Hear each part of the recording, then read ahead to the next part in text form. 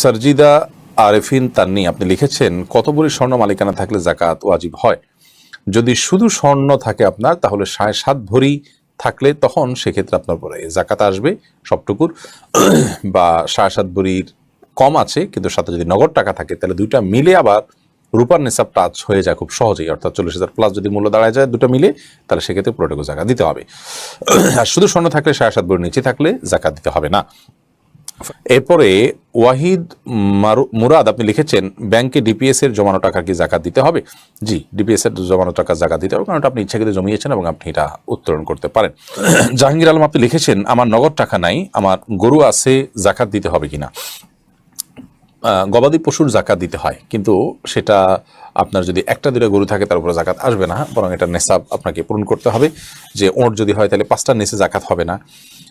ছাগলের ক্ষেত্রে সেক্ষেত্রে নেশাব আছে সম্ভবত 40টার নিচে জাকাত হবে না।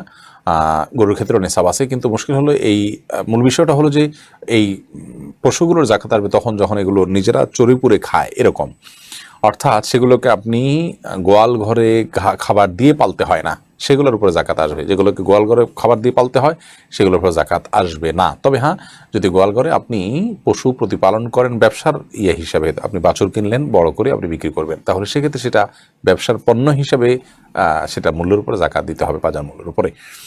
অর্থাৎ পশু যদি আপনার 2-4টা গোয়ালে থাকে, আপনি দুধ খান ইত্যাদি, তাহলে এটার জাকাত আপনাকে দিতে হবে না।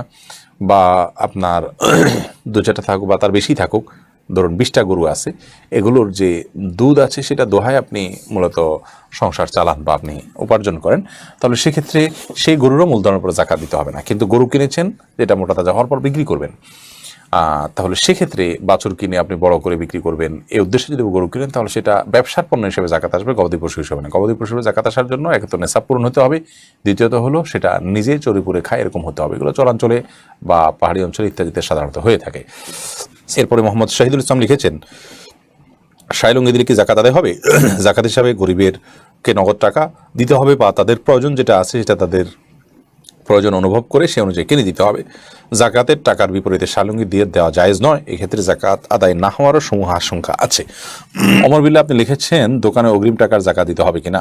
দোকানের অগ্রিম যে টাকা আছে সেটা জাকাত দিতে হবে, কারণ এই টাকাটা যিনি অগ্রিম দিয়েছেন তিনি মূলত দোকানদারের কাছে একরকম জামানত বা আমানত হিসেবে দিয়েছেন, বিধায় এটা টাকা জাকাত তাকে দিয়ে যেতে হবে।